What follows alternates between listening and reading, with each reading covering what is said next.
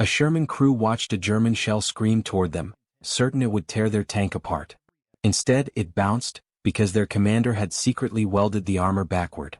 What looked like a reckless mistake became one of the strangest life-saving experiments of the Ardennes. Here's the story they never told. Snow blasts across the Ardennes road like a curtain as the first German shell slams into the Sherman's front plate. The flash lights up the trees. Inside the tank everything jumps at once. The turret shakes. Dust and paint flakes fall like powder. The loader freezes with a round in his hands. The radio man ducks on instinct, waiting for fire or shrapnel or the punch of metal coming apart. Nothing happens. No breach. No sparks sweeping through the crew. Just a long echo rolling through the hull. The driver stares ahead, stunned. It bounced. His voice cracks in disbelief. The tank commander leans over the glacis from inside, studying the metal. The hit left a blister and a gouge but not a hole. He steadies his breathing. "Keep her angled," he says. "Trust the front." Outside, the German gunner adjusts his sight. He expects the next round to finish the job. A Sherman should burn by now. Everyone on the Western Front knows that. Yet this tank is still sitting there in the snow, turret turning, crew alive. The second German shell hits lower and scrapes off with a shriek. Snow sprays across the bow. Again the armor holds. What the German crews cannot see is the reason. The armor plates on this Sherman are reversed. The tank commander, Lieutenant Jack Harlow, welded them in backward order on purpose. A field experiment done under canvas and darkness. A theory tested with scrap steel and a shaky generator. Today that theory is being tested by high velocity. This is the payoff that Jack hinted to his crew. A secret he believed in even when others laughed at it. If the front plate buys them time, the entire column behind them might survive. Everything that led to this moment began in the quiet days before the German offensive, when the forest felt almost peaceful. Snow softened every edge. Vehicles sat under tarps. Men warmed their hands around stoves and talked about home. No one believed the enemy would break through here. Jack spent those days staring at armor. He had been an engineer before the war. He grew up fixing battered tractors with his father in Ohio. He understood machines in a way that felt natural. Normandy changed him. He watched a Sherman near him take a frontal hit and erupt in seconds. The memory stuck so deep that he found himself thinking about armor angles every night before he fell asleep. Most commanders focused on gunnery or navigation. Jack focused on the front plate. He studied whatever technical notes he could get. Reports about sloped German armor. Discussions about how face-hardened plates reacted under impact. Notes on mixed steel hardness. Even with limited information, he formed an idea that seemed absurd on paper. Face-hardened plates could sometimes grab around instead of shedding it. Under certain angles, the hard outer layer could help the shell bite instead of slide. Jack wondered what would happen if the softer layer faced outward and the hardened layer sat behind it. He pictured a glancing blow turning into a skipped shot. Combined with slightly sharper angles, it might redirect shallow hits. It was theory. Nothing more. But theory is where innovation starts. One afternoon Jack stood by his Sherman with the battalion maintenance officer. Snow had collected along the hull. The officer crossed his arms, already tired of the discussion. "You flip these plates and ordnance will lose its mind," he said. "No manual calls for this." Jack pointed at the row of burned-out hulls in the trees. Manuals did not save them. The mechanic beside them shook his head. "Sir, people say German steel is better. You flip things around and you get a heavier tank that still dies the same way." Jack crouched and wiped snow from the glacis. "I'm not trying to build a Panther. I'm trying to change what happens at 10 degrees of impact. If a shell slides instead of biting, we get another second. Another breath. Another chance to fight." The officer looked at him, then at the dead tanks nearby. Each one held a memory for someone. After a long silence he gave in. "One tank. You get one tank. If it fails, it is on you." Jack nodded. He never smiled.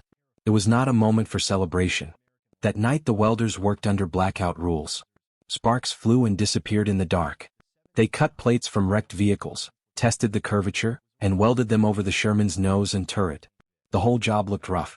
The plates were layered forward in a way that made the tank look bulkier. The silhouette looked wrong. It was the kind of thing that drew jokes from anyone walking by. "Backward armor," one mechanic said. "Maybe the shells will get confused," another laughed. Inside the crew compartment, Jack explained the logic to his men. The gunner was skeptical. The driver worried about weight. The loader just stared at the new armor with unease. "Sir, I do not want to be inside a science project," he said quietly. Jack met his eyes. This is not a science project. This is survival. Every second this tank stays alive keeps the men behind us alive. That is all this is. For a few days nothing happened. The forest remained quiet. Snow fell. Patrols came and went. The tank, with its strange face and extra plating, became part of the scenery. Then the German offensive began. The morning broke with artillery crashing through the trees. Reports poured over the radio. German armor had burst through weak points along the line. American units were trying to form defenses on roads that were never meant for heavy fighting. Jack Sherman led a column on a narrow forest road when engine sounds echoed from the ridge ahead. The trees parted. A Panther rolled into view. Its long gun settled on the American tank like a finger pointing at a target. Jack shouted for his driver to hold the angle. The gunner steadied the turret. No one breathed. The Panther fired. The shell struck the outer layer of Jack's reversed plate. Instead of catching, it slid. Instead of biting, it ricocheted into the trees. Inside, the crew felt the shock. They heard the scream of metal. But they stayed whole. "We are still here," the radio man whispered. The German gunner fired again. Another scrape. Another bounce. Behind the Sherman, the trapped American column began to move. Trucks rolled backward. Half-tracks turned into side clearings. Every second mattered. Just as Jack predicted. That first shell was the beginning. By the end of the day, 12 German rounds would hit that tank. None would break through. The column behind it would survive long enough to escape and form a defensive line that slowed the German advance. Jack's strange idea, the one everyone laughed at, had just saved them. Flames flicker against the treetops as Jack Sherman backs into a shallow defilade, engine rumbling, snow swirling through exhaust haze. The column behind him is finally moving. Trucks grind their gears as drivers fight panic, trying to escape through a narrow forest lane now crawling with confusion. German shells crash into the road behind them, tearing mud and snow into the air. Jack can't see the column anymore, but he hears the engines and knows the only thing standing between them and the Panther is his tank. "Hold this angle," he says, voice steady even as another shell clangs against the turret cheek. The crew jumps. They're human after all. A man can only take so much steel screaming against steel before doubt creeps in. But Jack keeps his eyes on the burning tree line. If that turret stays where it is, we live. His gunner squeezes the trigger. The 75mm roars. The Panther jerks as the round hits its mantlet, but the German armor absorbs it. The enemy gun swings back toward them with cold precision. For a moment, Jack imagines the German crew, calm and confident, convinced this next shot will end it. They're trained to believe their guns always win. Jack whispers, "Let them underestimate us." The Panther fires. The shell hits the apex of Jack's outer plate, shaving a line of steel across the front, then careening away into the trees. It's another glancing blow. Exactly the interaction Jack modeled in his head while staring at scrap metal back in the motor pool. He doesn't celebrate. He only says, "Fire again." The gunner loads another round. The smell of propellant mixes with cold air seeping through the hatches. The radio man clenches his jaw and returns to sending frantic messages about German pressure. The loader works fast, grateful for distraction. The driver keeps the tracks angled just right, fighting the instinct to turn toward danger. Jack's crew isn't just surviving, they're holding the road long enough for the entire formation to regroup. Every hit they take without dying gives the American defenders a few more seconds to react, reposition, dig in. It's buying space in a place where space is scarce. From the outside, the battle looks like chaos. Fire flashes. Snow churns. German armor tries to force the gap, expecting the Americans to fold. But inside Jack Sherman, the crew finds a strange rhythm. The tank is absorbing punishment. The backward armor is doing exactly what Jack hoped.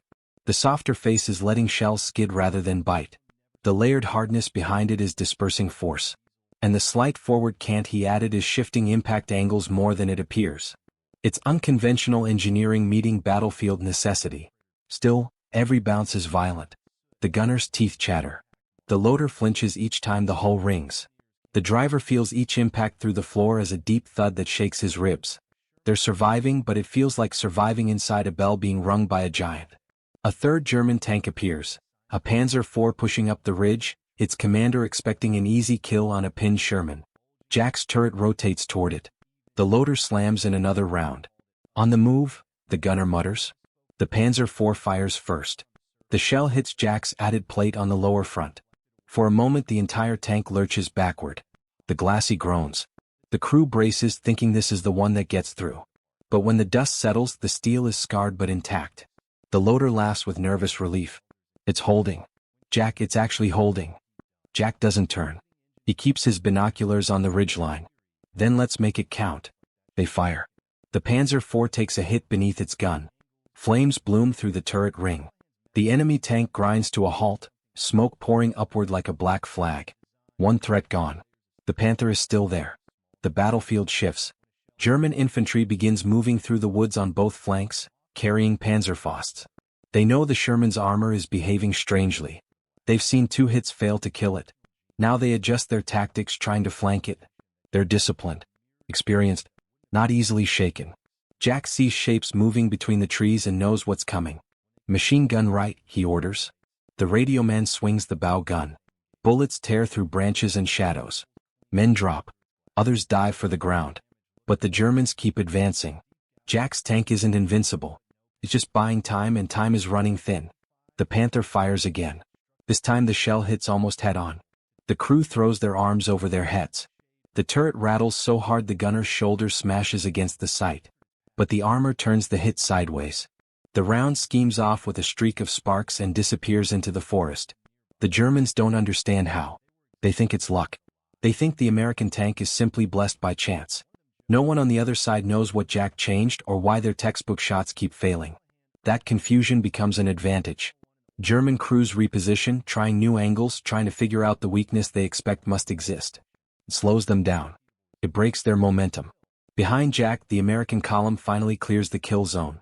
Trucks rumble into a low clearing where engineers hastily dig foxholes and anti-tank positions. Infantry spreads out in the snow, breath steaming as they set up machine gun nests. Half-tracks drop men who immediately start fortifying the tree line. Jack doesn't know the details, but he hears the new confidence in the radio chatter. His tank has bought the time they needed. He just has to survive long enough to join them. "Driver, reverse us another 10 yards, Jack says. "Sir, we're exposed if we move. We're exposed if we sit. Move." The driver grits his teeth and backs the Sherman uphill. Snow crunches. Trees slide into view behind them. The new angle gives them a sliver more cover. The Panther fires, missed by inches. Snow erupts beside the hull, showering the tank in debris. The blast rocks them again. Inside, the crew is reaching its limit. Fear rises like heat. No one says it out loud, but every man feels it. They've taken more direct hits in minutes than most Sherman crews survive in an entire campaign. It's a miracle their luck, or Jack's idea, has held this long. Jack leans forward, hands tight around the top of the turret rim. He knows the backward armor wasn't meant for a drawn-out duel. It was meant to change the first few seconds of a fight. Those seconds gave the column life. Everything past that is borrowed time. "Gunner," he says quietly, "the Panther is dialing in. We fire now." The gunner nods. The loader slams in another round. They fire. The shot punches into the Panther's lower glacis. Not a kill shot, but damaging enough to make the German driver hesitate, unsure whether to advance or pull back. That hesitation spreads. German crews begin to pull into a staggered position, losing formation. Infantry pauses. The assault slows, not much but enough. Jack exhales. The ridge behind him is almost ready. American guns are nearly in place. Reinforcements are arriving from the next division. The line, battered and shocked by the surprise attack, is hardening. And Jack's tank, his crude, mocked, field-modified Sherman, is the hinge holding that moment together. Another German shell hits them. Another bounce. Inside, the crew braces again. But they're still in the fight. The ridge behind Jack's Sherman is alive with movement as American infantry takes positions, digging into frozen ground with numb hands. The distant thud of their shovels blends with the muffled boom of artillery somewhere deeper in the Ardennes. Snow keeps blowing sideways, drifting across the battlefield like smoke. Every few seconds the forest flashes white from German tank fire trying to blast Jack off the road. Inside the Sherman, the air is thick with the smell of propellant and sweat. The crew's faces are streaked with grime. Their nerves are drawn tight, but they stay locked into their routine. Load. Fire. Angle. Brace. Let the armor do its job. Another shell screams past the turret and buries itself into the snowy embankment behind them, shaking the ground. Jack steadies his breathing. We hold this spot. The line is forming. They need a few more minutes. The loader slams in another 75mm shell, his hands trembling. "Sir, we've taken almost a dozen hits. We'll take more if we have to, Jack replies. The gunner adjusts his sight, tracking movement through drifting snow.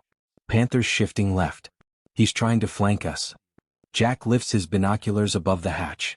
He sees it, the shadow sliding along the ridge, hunting for a clean angle. The German commander is clever. He's realized his usual shots aren't working.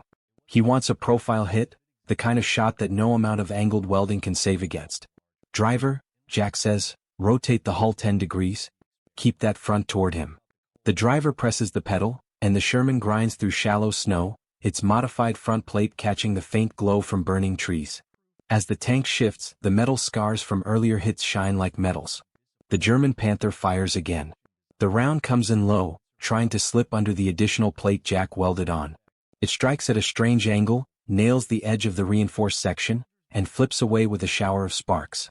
The crew inside Jack's tank flinches, expecting the crack of penetration. Instead, there's only the hammering shock of impact. The radio man lets out a shaky breath. We're still good. Jack doesn't relax. He knows what's coming next.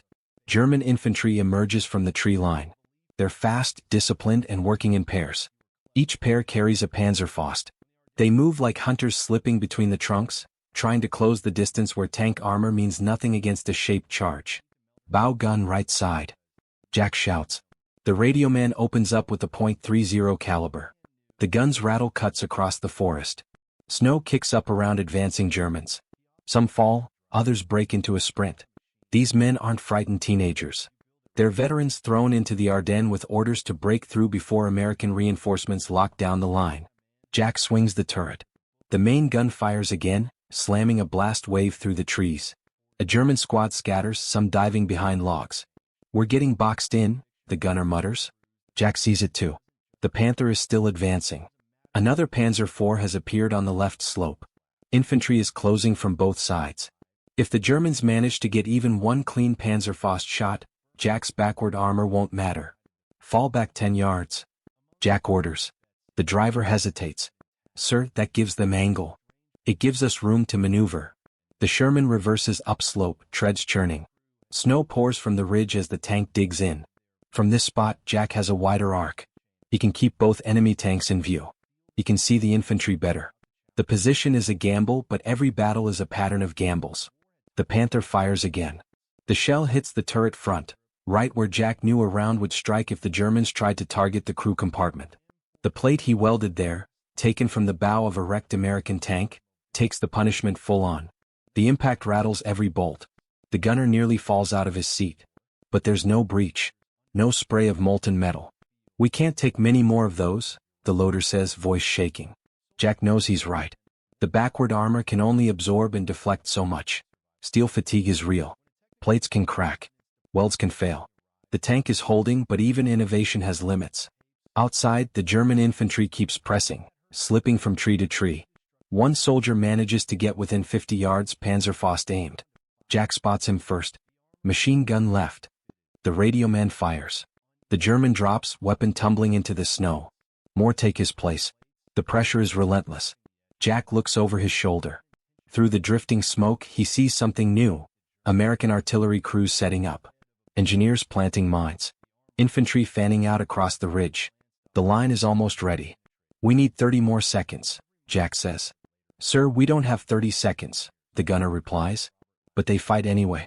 The Panther creeps forward, closing for a decisive shot. The Panzer IV presses from the flank. German infantry forms a tightening ring. The Sherman is becoming a lone island in a tide of enemy steel. The gunner fires another round. It misses by inches as the Panther shifts its hull. The German tank zeroes in, confident and calm. The gun stabilizes. The shot is coming. Jack feels it before it happens. Driver, hold. The Panther fires. The shell hits dead center on the makeshift armor. A brutal, crushing force slams through the tank. The weld seems grown. Metal bends inward a fraction. The inside of the hull shudders so violently the loader drops to his knees. But the round doesn't penetrate. Instead it buries itself halfway into the outer plate, stops against the hardened inner layer, and falls out as the tank vibrates. The German crew can't believe what they just saw. Jack's tank shouldn't be alive. The gunner seizes the moment. On him? Jack nods. The Sherman fires. The round strikes the Panther's lower hull. This time it finds something critical. Flames burst under the turret. The German tank halts, its engine coughing smoke. The radioman cheers, a wild, exhausted sound. But Jack doesn't celebrate. The Panzer IV on the left is still moving. Infantry is still pushing. And his tank is nearing its limit. "Sir," the driver says quietly, "the armor's not going to hold much longer." Jack knows. He can feel the tank weakening under his boots. The plates are cracked. The weld seams have shifted. They've taken too many hits. His idea worked, but even good ideas break under enough pressure. He looks back toward the ridge. American artillery is finally ready. "Gunner," Jack says, "put smoke on that Panzer IV." The loader slams in a smoke round. The gun fires. A white cloud explodes in front of the German tank, blinding the flank.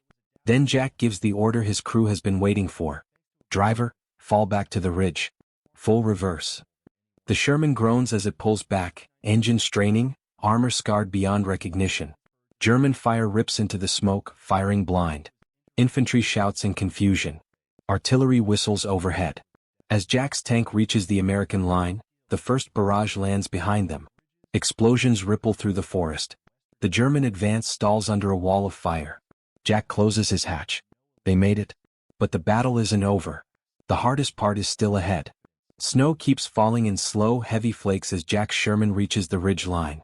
The tank grinds to a halt beside a row of foxholes where American infantry brace themselves against the cold and the noise of incoming artillery. Behind Jack, smoke drifts through the trees, swallowing the road where his crew stood alone minutes earlier. German shells keep pounding the forest, trying to break through the hastily formed American line. Jack opens his hatch and draws a long breath of freezing air. His tank is battered and shaking, armor warped and scorched. The plates he welded backward are cracked in places, edges curled, seams glowing faintly from heat. But the hull is intact. His crew is alive. The loader leans against the turret interior, panting. "We can't fight like this much longer." Jack nods. "We don't have to fight alone anymore." American artillery thunders from the ridgeline. The first barrage smashes into the trees below, throwing dirt and flames into the air. German infantry scatter, their earlier momentum broken. The Panzer IV that had been stalking Jack retreats behind a curtain of smoke, engines revving in frustration. The Panther they crippled remains motionless, flames licking around its turret. The tide has shifted. But the battle isn't over. The Germans are regrouping in the woods, preparing another push. Jack sees movement down the slope, armor repositioning, infantry gathering. They want to break this ridge before the Americans can fully fortify it. Jack ducks back inside the tank. His voice is calm, but his eyes show the weight of what the next few minutes will mean. "We're going back out." The radio man stares at him. "Sir." The armor is barely holding together. "We've taken more hits than any Sherman I've ever seen." "I know," Jack says gently. "But if they break through now, everything we bought with those hits will be wasted. We hold this line until the rest of the division arrives." The crew knows he's right. They also know what stepping back onto that exposed slope means. But they trust him and trust the tank they built together. The driver wipes his hands on his coat. "Just tell me the angle you want." Jack climbs halfway out of the hatch again, scanning the slope. Flames flicker below. German armor is shifting left, trying to find a gap in the American positions. If they punch through that spot, the ridge will collapse. Jack's tank, even beaten and bruised, is the only one close enough to reach it before the Germans do. "Driver," he says, "we roll forward 20 yards.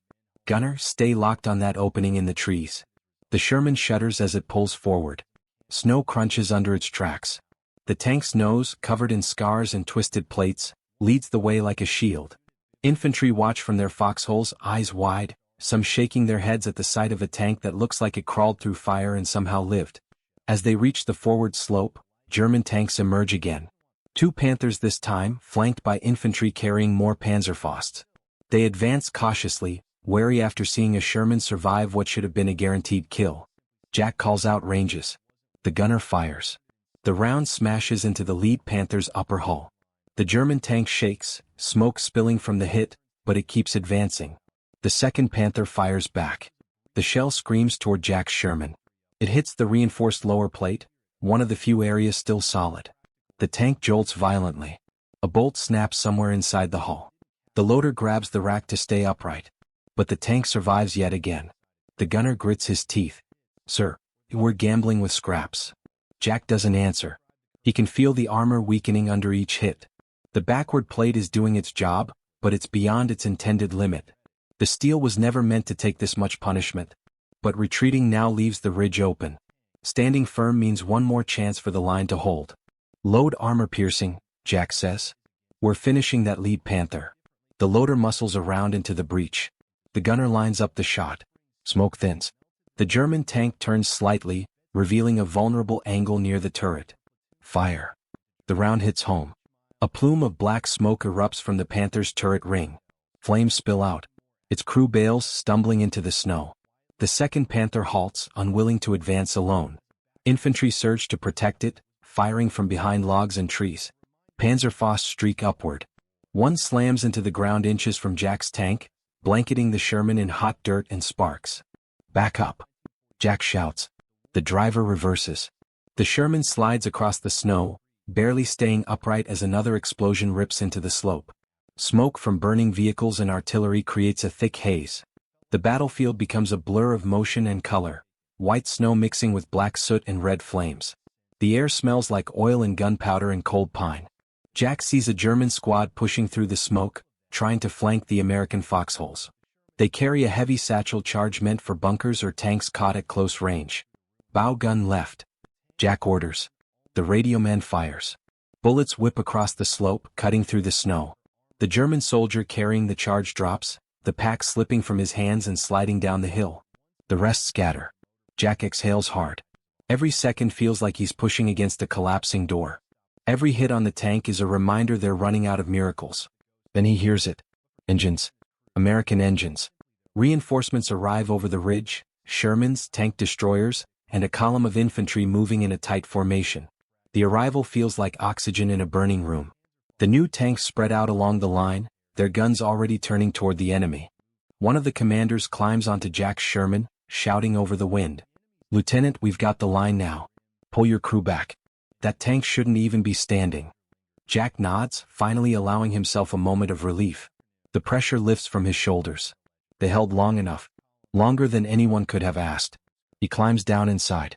Driver, take us back behind the ridge. Slow and steady. The Sherman retreats through the snow, passing infantry who nod in respect as the tank limps by. The hull is covered in scars. 12 major impact marks stretch across its front like claw marks. Weld seams glow faintly where the hits heated them. Plates sit crooked. The turret ring groans. The loader shakes his head. Hard to believe we stayed in one piece. Jack touches the inside of the armor. It's warm from the beating it took. You boys did good work, he says softly. Every weld, every plate, it mattered. The tank settles beside a cluster of medics and mechanics. Engines shut off one by one. The battlefield grows quieter as the last German push fades into the distance.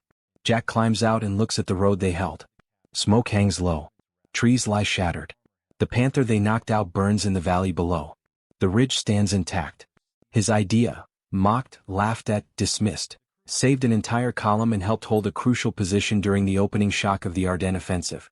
One strange Sherman, with backward armor and crude welds, had turned into an unexpected shield at the exact moment the Americans needed it. Jack runs his hand along the battered hull. Sometimes, he murmurs almost to himself, the difference between life and death is the angle you meet the world at. Behind him, snow keeps falling, covering the scars on the steel like a blanket. The story of the backward armored Sherman, born from a quiet theory in a cold motor pool, would spread through the battalion within days. Some would call it luck. Others would call it ingenuity. Jack and his crew would simply remember it as the day their crazy idea refused to die.